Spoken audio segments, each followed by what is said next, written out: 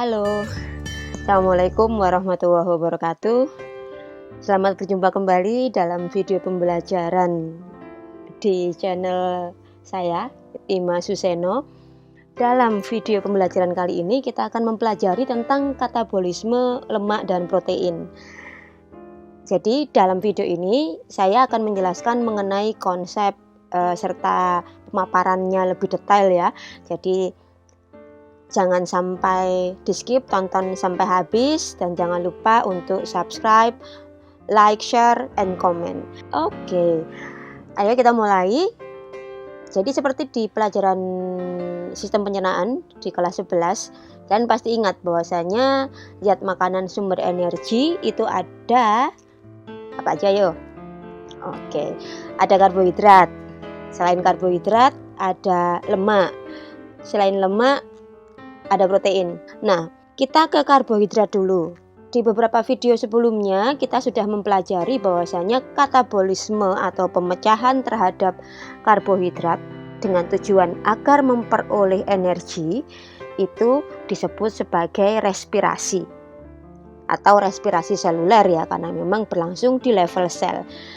Nah, respirasi ada dua macam, ada respirasi aerob dan ada respirasi anaerob. Respirasi anaerob sendiri makanya sudah kita pelajari ya, ada fermentasi alkohol sama fermentasi asam laktat. Karbohidrat seperti yang kita ketahui merupakan sumber energi utama bagi makhluk hidup, utamanya bagi manusia ya. Kecuali mungkin bagi hewan-hewan karnivora. Kalau hewan-hewan karnivora itu sumber energi utamanya memang protein, tapi secara garis besar hewan maupun tumbuhan sumber energi paling utama adalah karbohidrat. Sehingga kapan lemak sama protein ini digunakan sebagai sumber energi adalah jika karbohidrat tidak mencukupi di dalam tubuh makhluk hidup tersebut. Ketika hal ini terjadi, maka lantas barulah tubuh akan menggunakan lemak dan protein sebagai sumber energi. Ya, jadi katabolisme terhadap lemak dan protein baru kemudian akan dilakukan gitu. Kenapa begitu? Sebab lemak dan protein ini memiliki fungsi utama yang juga tidak kalah penting gitu. Kalau lemak fungsinya adalah sebagai pelindung tubuh, entah itu pelindung organ bagian dalam maupun pelindung di bawah kulit ya, subkutan, jaringan adiposa, jaringan lemak yang berfungsi sebagai isolator suhu. Itu fungsi lemak. Fungsi utamanya lemak ya. Kemudian kalau fungsi utamanya protein adalah untuk pertumbuhan dan perkembangan dari tubuh makhluk hidup tersebut secara umum ya.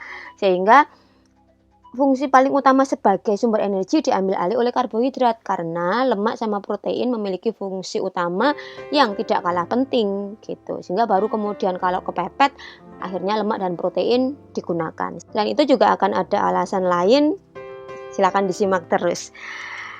Nah, sekarang kita masuk ke katabolisme lemak atau lipida ya.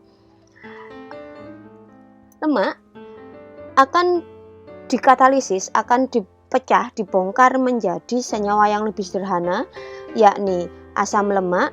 Selain asam lemak juga gliserol. Kita bahas satu persatu dulu ya.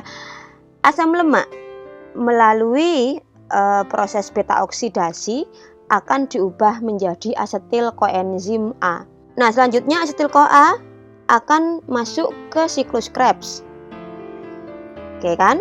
Dari siklus Krebs selanjutnya akan berlanjut ke sistem transfer elektron, mengepak energi, mengubah energi dalam FADH dan NADH menjadi ATP. Jadi mulai dari asetil CoA sampai ke STE ini kan sama tahapannya dengan respirasi aerob. Nah, sekarang gliserol ya. Gliserol akan diubah menjadi gliseraldehid 3-fosfat.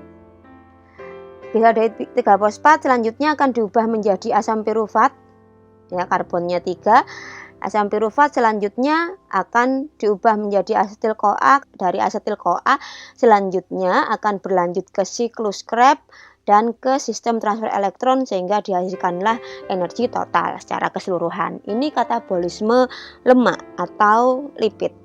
Nah, Lemak ini memiliki struktur yang sangat kompleks ya, karena memang molekulnya berukuran besar.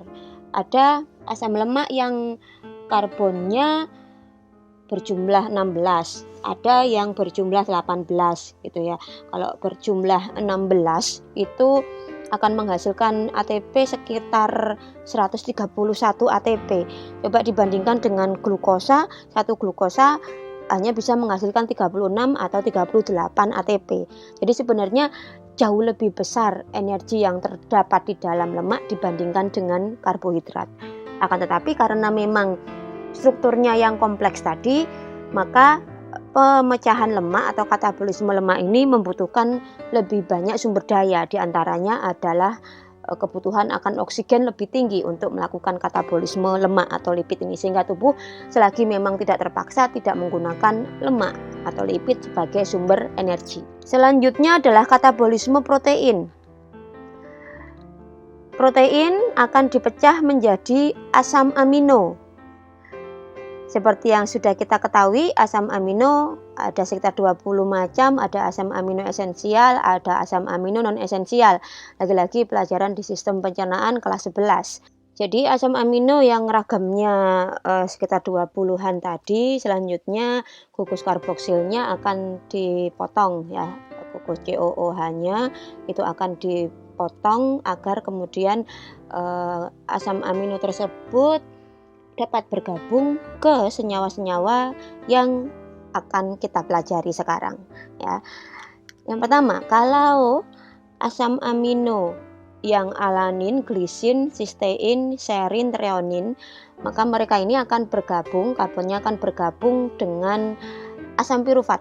Ya, dengan kata lain dia akan menjadi asam pirufat. Berarti kita bisa lihat asam pirufat itu kan 3C ya. Berarti asam aminonya ini juga merupakan asam amino yang mengandung karbon 3. Ketika sudah terbentuk asam pirufat, selanjutnya seperti biasanya kan asam pirufat akan memasuki tahap dekarboksilasi oksidatif untuk membentuk asetil-CoA. Asetil-CoA akan masuk ke tahap yang ketiga, yakni siklus Krebs. Selanjutnya untuk triptofan, leusin, dan isoleusin akan bergabung ke asetil-CoA. Asetil-CoA ini 2C. 2C.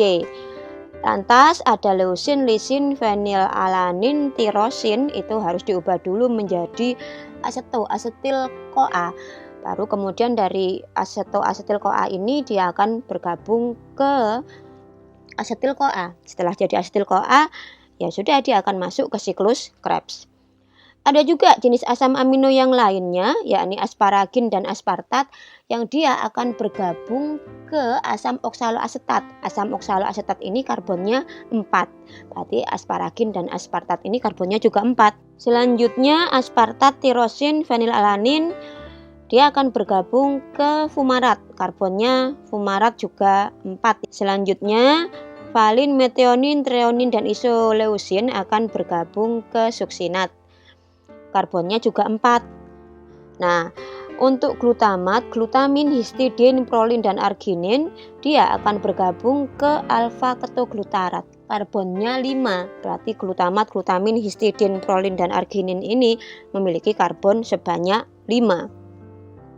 Setelah semuanya bergabung ke siklus Krebs, maka seperti yang seharusnya dilanjutkan ke tahap sistem transfer elektron. Dari sini lantas energi yang terdapat di dalam FADH dan NADH diubah menjadi ATP. Sehingga kalau kita kaitkan antara katabolisme karbohidrat, lemak, dan protein, maka akan terbentuk skema yang secara garis besar seperti ini. Yang tengah ini adalah jalurnya glukosa. Selanjutnya ini adalah jalurnya lemak, dan yang sebelah sini ini adalah jalurnya protein. Jadi kita flashback, kita ulas secara garis besar lagi ya. Karbohidrat selain glukosa bisa polisakarida atau disakarida, harus diubah dulu menjadi monosakarida. Utamanya adalah glukosa. Dari glukosa selanjutnya akan masuk ke glikolisis, dihasilkan asam pirufat sebanyak 2 ya untuk setiap 1 glukosa. Asam pirufat selanjutnya akan diubah menjadi asetil-CoA sebanyak 2 juga di dekarboksilasi oksidatif tahap yang kedua. Selanjutnya masing-masing asetil-CoA akan bergabung ke siklus Krebs. Karena ada 2 asetil-CoA, siklus Krebs berjalan 2 kali kan. Setelah dari siklus Krebs, lantas akan masuk ke tahap terakhir, yakni sistem transfer elektron. Nah, untuk lipid atau lemak, seperti tadi sudah kita bahas ya, seperti ini dia gliserol bergabung ke gliserol dehidroposfat, asam lemak bergabung ke asetil-CoA.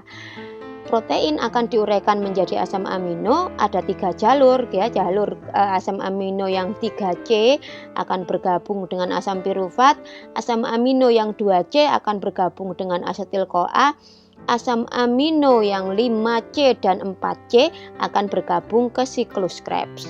Dengan perincian seperti ini tadi siklus Krebsnya untuk masing-masing kelompok asam amino. Sehingga kita bisa lihat bahwasanya siklus Krebs ini merupakan semacam reaksi inti di dalam metabolisme makhluk hidup ya, terkait dengan katabolisme entah itu karbohidrat, lemak maupun protein.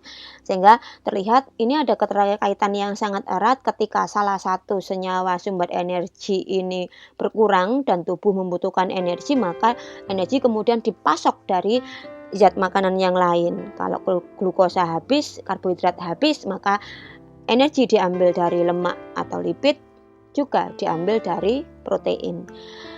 Sehingga dapat kita simpulkan bahwasanya energi dalam lemak itu jauh lebih tinggi dibanding dengan energi di dalam glukosa dan protein. Selanjutnya, energi di dalam glukosa setara dengan energi yang terdapat di dalam satu senyawa protein. Nah, oke, demikian video pembelajaran kali ini mengenai katabolisme lemak dan protein serta keterkaitan antara katabolisme karbohidrat, katabolisme lemak dan katabolisme protein. Semoga bermanfaat dan bisa membantu kalian dalam proses belajar. Terima kasih. Sampai jumpa. Assalamualaikum warahmatullahi wabarakatuh.